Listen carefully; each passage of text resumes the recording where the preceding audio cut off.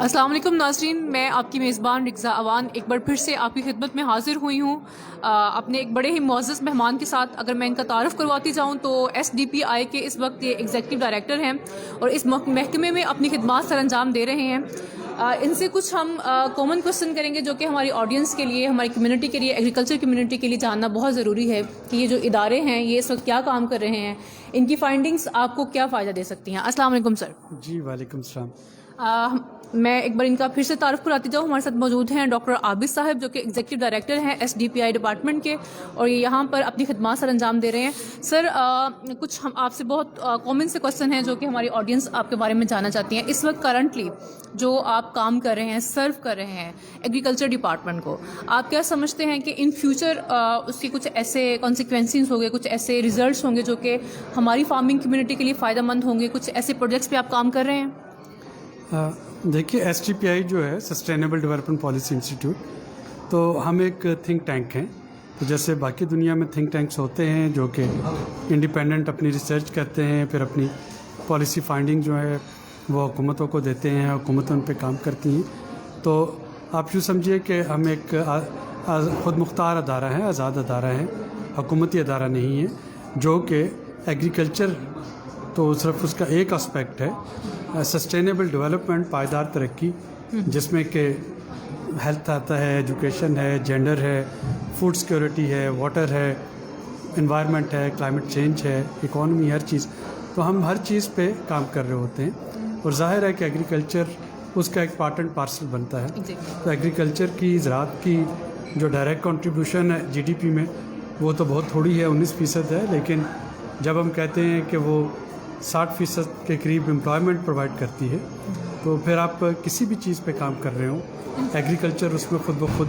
آ جاتی ہے. تو رورل ڈیولپمنٹ، رورل لائیولیہوڈس، ایگریکلچر، تو اس پہ جو پالیسیز بنتی ہیں تو ہم اس پہ کنٹریبیوٹ کر رہے ہیں.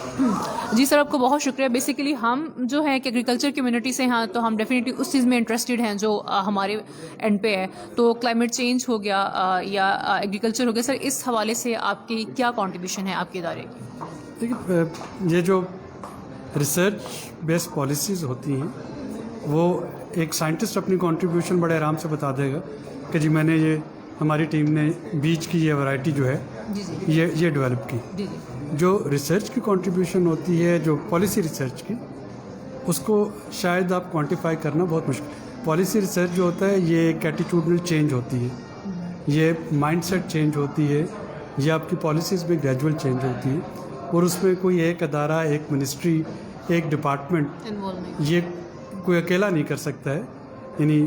اگر آپ اسمارٹ ایگریکلچر کی بات کرتے ہیں، پریسیجن ایگریکلچر کی بات کرتے ہیں، کلائمیٹ چینج فرینڈلی ایگریکلچر کی بات کرتے ہیں، کلائمیٹ چینج اڈیپٹیشن کی بات کرتے ہیں، واٹر جو ہے اس کی اسکیسٹی ہو رہی ہے کہ کون سی ایسی اگرونمک پریکٹسز ہیں جو کہ پانی کی کنزرویشن کو آسان بنائیں. تو ظاہر ہے کہ اس پہ بہت سے ادارے کام کر رہے ہوں گے، SDPI بھی ان میں سے ایک ہے. ہمارا صرف جو ایج ہے وہ یہ ہے کہ SDPI کو ایکسیس ہے highest level of policy making forums پہ. جی ٹھیک ہے. اب اگر میں پرائم منسٹر کی اکنامک ایڈوائزری کونسل کا ممبر ہوں، یا میں پلاننگ کمیشن کی جو نیشنل ایڈوائزری کمیٹی ہے اس کا ممبر ہوں، یا میں اگر اور بہت سے فورمز پہ بیٹھتا ہوں،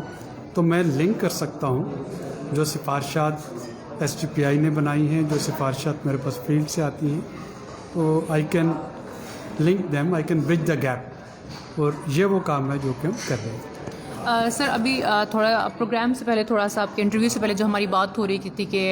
یہ پرائم منسٹر کا جو یہ پروگرام ہے، کوآرڈینیشن کمیٹی ہے آن ایگریکلچر ٹرانسفارمیشن کے اوپر، اس کی شاید اب تنوین ہے، تو سر اس کے بارے میں بتا سکتے ہیں کہ اس کے کوئی؟ دیکھیے، یہ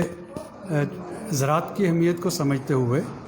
یہ بڑی مدت کے بعد ہوا ہے کہ فیڈرل گورنمنٹ ایگریکلچر کو ٹرانسفارم کرنا چاہ رہی ہے، امپروو کرنا چاہ رہی ہے. 18ویں ترمیم کے بعد زراعت جو ہے وہ صوبوں کا مینڈیٹ ہے، اس کی پالیسیز جو ہیں وہ صوبوں کو بنانی ہے. لیکن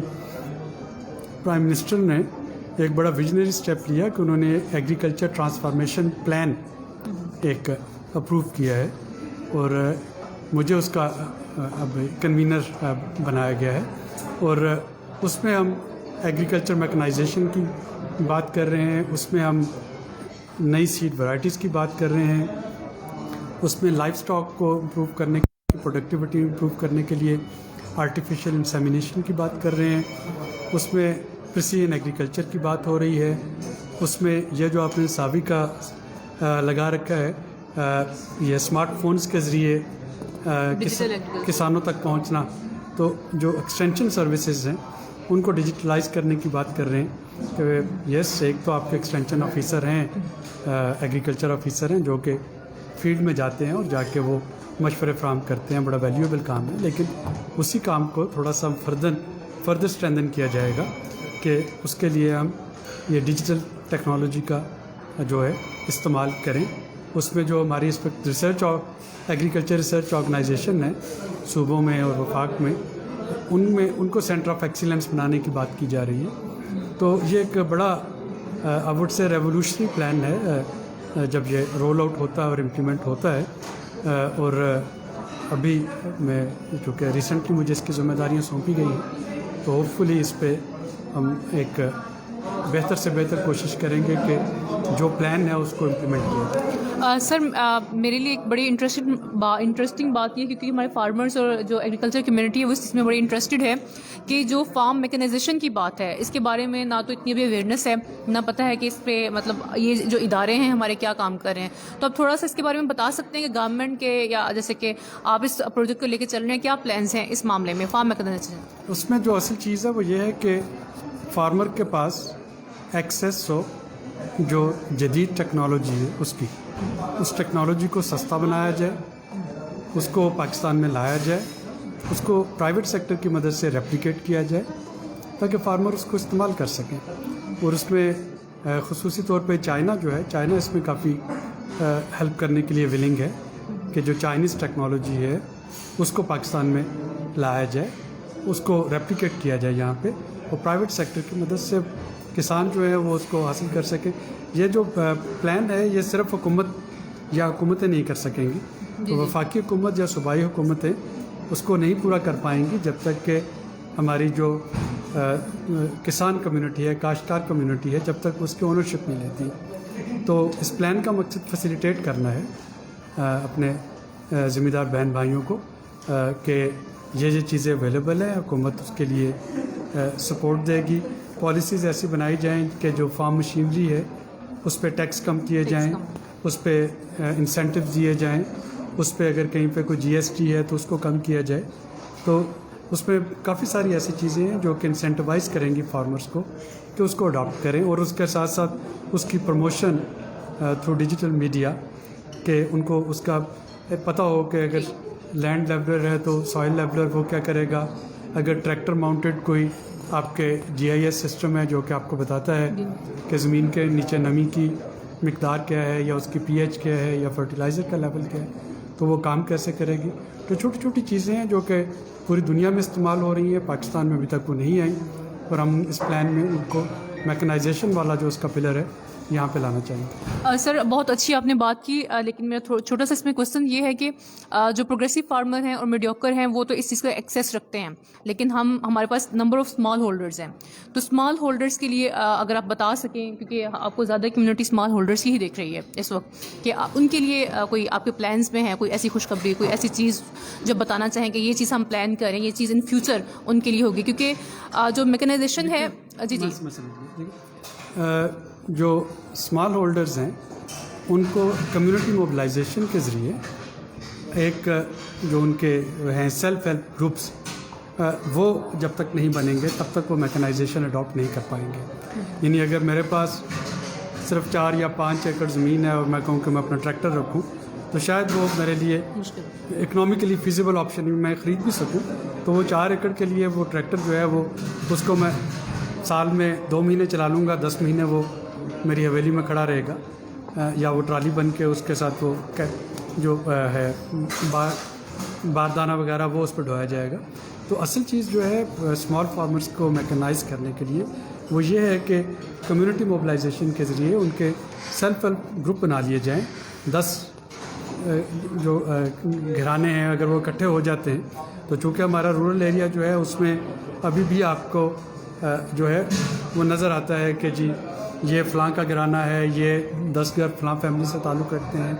یہ 20 گھر جو ہیں یہ قاسم صاحب کے ہیں، یہ 10 گھر جو ہیں شاہ صاحب کی فیملی ہے، رانا صاحب کی، میاں صاحب کی تو وہ جو فیملیز ہیں اگر ان کو اکٹھا کر دیا جائے، اگر وہ ضروری باقی گاؤں کو آپ نہیں بھی اکٹھا کر سکتے تو وہ ایک گروپ بن سکتا ہے جس کو کہ پھر میکنائزیشن کی ایکسیس جو ہے وہ دی جا سکتی ہے. سر یہ بڑا اچھا آپ نے بڑی اچھی گفتگو کی، بڑا اچھا یہ آئیڈیا ہے کہ اگر جو فارم لیول ہے ایک چھوٹے کسان کے لیے تو مشکل ہے کہ وہ کسی بھی چیز کو بائی کر سکے، لیکن اگر اس کو ایک کمیونٹی کی فارم میں لے کے آ جا سکتے تو ہم میکنائزیشن کا ایکسیس جو ہے وہ آسانی سے کر سکتے ہیں. سر آپ کا جو پلان ہے میکنائزیشن کا، صرف اس میں کمیونٹی اویئرنیس ہوگی، ڈیجیٹائز کریں گے یا آپ یہ کچھ سبسڈیز بھی گورنمنٹ مزید دے رہی ہے؟ میں نے جیسا کہ کہا کہ اس پہ ٹیکس بریکس اور جو اس کی ڈیوٹیز وغیرہ کم کرنا، تو جب تک یہ انسینٹو نہیں ہوں گے، اویئرنیس تو کسان مجھ سے زیادہ جانتا ہے کہ اس کو کس چیز کی ضرورت ہے. تو اگر ہم یہ سمجھیں، میں اور آپ یہ سمجھیں کہ اس کو اویئرنیس دینی ہے تو اس کو پتہ ہے کہ اس کو کیا چاہیے، لیکن وہ کیسے مل سکتا ہے، اس کی ایکسیس کیسے ہوگی، اس کا ریٹ کیسے کم ہوگا. تو ہمارا کام یہ ہوگا کہ ہم وہ ڈیوٹیز کم کروائیں، ریٹ کم کروائیں، وہ چیزیں یہاں پہ اویلیبل ہوں، مارکیٹ میں وہ مل رہی ہوں. پرائیویٹ سیکٹر جو ہے وہ جو ایگریکلچر مشینری بنانے والے ادارے، ان کے تعاون سے وہ چیزیں یہاں پہ بن رہی ہوں تاکہ وہ کسانوں کی دسترس میں پہنچ سکے. سر میں بھی آپ کا اس کے اوپر آپ کے پروجیکٹ کے پارٹ نہ ہو، لیکن ہم یہ جاننا چاہتے ہیں کہ جو فرٹیلائزر کا ایک بہت بڑا ایشو ہے اس وقت پورے ملک میں، تو کیا اس کے بارے میں اس پروجیکٹ میں انکلوڈ ہے، اس کے بارے میں کچھ کام ہو رہا ہے؟ اچھا، یہ پروجیکٹ نہیں، یہ پلان ہے. Okay, sorry it's plan. Project جو ہوتا ہے نا، پروجیکٹ وہ میں سمجھ گئی. تو یہ پالیسی فریم ورک ہے، پالیسی گائیڈ لائن ہے، جس میں ہمارا کام یہ ہے کہ ہم چیزوں کو پرائرٹی بیسس پہ دیکھتے جائیں 1 2 3، اور اس کے بعد صوبائی حکومتوں کو جو ان کے پاس ڈیولپمنٹ فنڈ ہے، وفاقی حکومت اس میں کچھ شیئر ڈالے اور اس ڈیولپمنٹ فنڈ کے ذریعے صوبائی اور وفاقی حکومت کے ذریعے وہ چیزیں صوبائی حکومتیں رول آؤٹ کریں گی. تو یہ سارے پروجیکٹس جو ہیں یہ صوبائی حکومتیں رول آؤٹ کریں گی. ہم وفاق پہ بیٹھے ایک پلان ان کے ساتھ ڈسکس کر کے اور ہم ان کو بتائیں گے کہ ان کو، لیکن سر اس کی امپلیمنٹیشن کو یقینی بنانے کے لیے اقدامات کریں گے. وہ امپلیمنٹیشن ہی تو کوآرڈینیشن کمیٹی کا کام ہوگا نا. تو وہ جو کوآرڈینیشن کمیٹی ہے اس میں چاروں چیف سیکریٹری صاحبان ہیں چاروں صوبوں کے، اس میں تمام جو ریلیونٹ فیڈرل اور پروونشل سیکریٹریز ہیں ایگریکلچر اور فوڈ سیکورٹی سے متعلق وہ ہیں، اس میں گورنر اسٹیٹ بینک ہیں، تو اس میں چیئرمین FBR ہیں. تو یہ وہ لوگ ہیں جو کہ پالیسیز بناتے ہیں، امپلیمنٹ کرتے ہیں. تو میرا کام ایز اے کنوینر یہ ہوگا کہ ان سب کو اکٹھا کر کے پرائم منسٹر کی ہدایات کی روشنی میں جو ہمارے ٹاسک ہیں ہم اس کو فیسیلیٹیٹ کریں. یہاں پہ باٹل نیکس آتی ہیں، وہاں پہ ان باٹل نیکس کو دور کروانے کی کوشش کریں.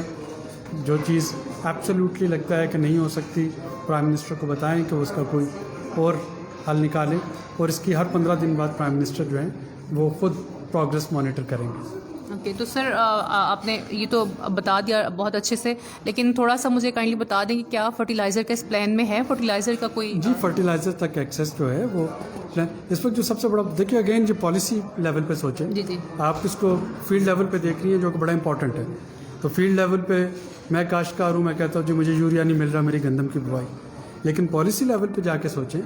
پہلے تو یہ مجھے دیکھنا ہے کہ مجھے اس وقت یوریا کی ضرورت ہے میری زمین کو، وہاں پہ پوٹاشیم کی ضرورت ہے، یا وہاں پہ فاسفورس جو فاسفورک کوئی فرٹیلائزر ہے وہ چاہیے. تو جب تک آپ کو اس کی pH لیول معلوم نہیں ہے، جب تک آپ کو سوائل فرٹیلیٹی کا نہیں پتہ ہے، تب تک آپ شاید، اگر یہ ایسی ہے کہ جیسے آپ کو میں بغیر دیکھے سمجھے کوئی ہیلتھ سپلیمنٹ دینے شروع کر دوں جس کی کہ آپ کو بالکل ضرورت نہ ہو، لیکن میں آپ کو کہوں کہ جی آپ جا کے خرید لیں، یہ مل رہے ہیں بازار سے. تو فرٹیلائزر پہ جو سب سے امپورٹنٹ چیز ہے وہ یہ ہے کہ سوائل ٹیسٹنگ، سوائل pH کا پتہ ہونا، اور یہ ڈٹرمن ہونا کہ کون سی سائل کو کس طرح کے نیوٹرینٹ چاہیے. تو وہ اس پلان کا حصہ ہے. اس میں جو آپ کے مائکرو اور میکرو نیوٹرینٹس ہیں ان کی پروویژن اس کا حصہ ہے. اور فرٹیلائزر کو اویلیبل کرنا، کون سی ویسے یوریا فرٹیلائزر ہے تو اس میں یوریا مینوفیکچرنگ DAP نہیں، لیکن میں اس وقت یوریا کی بات کر رہا ہوں، میں DAP کی بات نہیں کر رہا. سر میں کہہ رہی ہوں کہ بڑا امپورٹنٹ ایشو ہے نا DAP کا. یوریا جو ہے فار ایگزامپل اگر وہ چاہیے تو یوریا مینوفیکچرنگ پلانٹس کو سبسیڈائز گیس دینا پڑے گی. اگر ان کو گیس دینا پڑے گی تو ہمیں دیکھنا ہوگا کہ ڈومیسٹک کنزیومر جو ہیں ان کو گیس کی سپلائی متاثر نہ ہو. ہمیں دیکھنا ہوگا کہ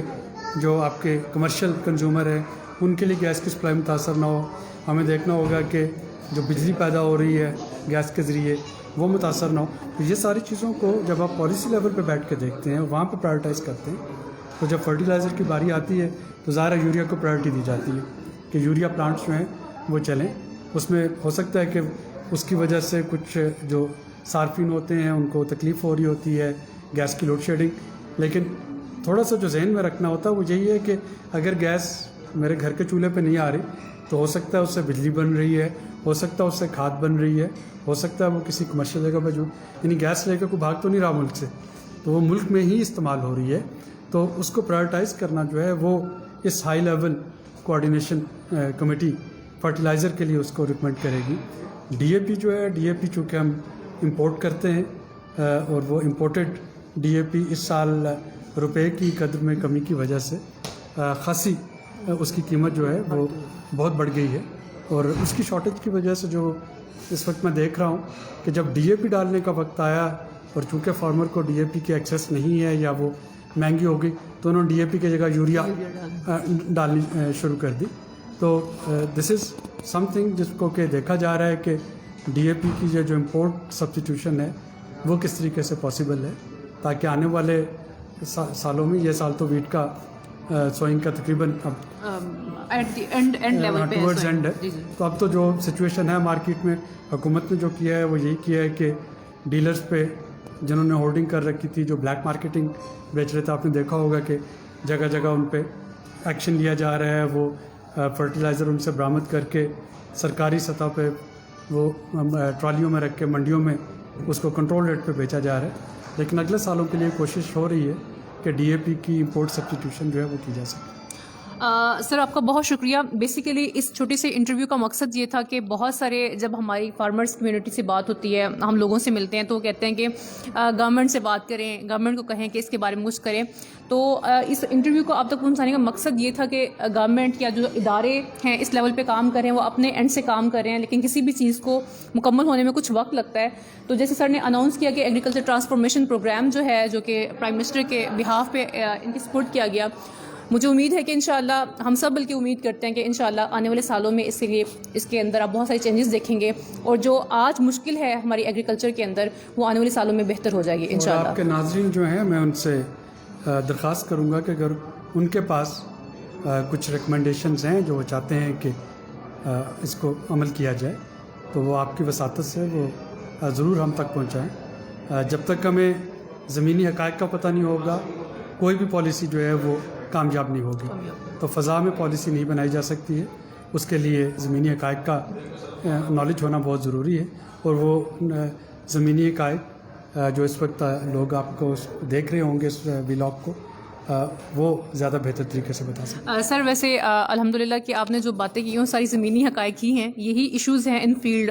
کھادیں اویلیبل نہیں ہیں, بلیک میں مل رہی ہیں, بہت مہنگی مل رہی ہیں. پانی کا ایشو ہے کہ نہروں کا پانی جو ہے وہ دستیاب نہیں ہے, پانی چوری ہے, ٹیوب ویل کے پانی سے ہمارا جو ہے نیوٹرن کانٹینٹ نیچے جا رہا ہے. لیکن جو کچھ چیزیں آپ کے اینڈ پہ ہیں, کچھ چیزیں ہمارے کسان بھائیوں کے ہاتھ میں ہیں کہ کچھ پریکٹسز وہ ہیں جو وہی کر سکتے ہیں. تو ہم کوشش کر رہے ہیں کہ ان کو بھی ایلیویٹ کریں, ان کو بھی اس طرف لے کے آئیں کہ وہ بھی ٹیکنالوجی کی طرف آئیں جو ان کے اینڈ پہ ہے اس میں کنٹریبیوٹ کریں, اور جو آپ کا پیغام ہے وہ بھی ہم نے ان لوگوں تک پہنچا دیا. آپ کے وقت کا بہت شکریہ. Thank you so much. Thank you.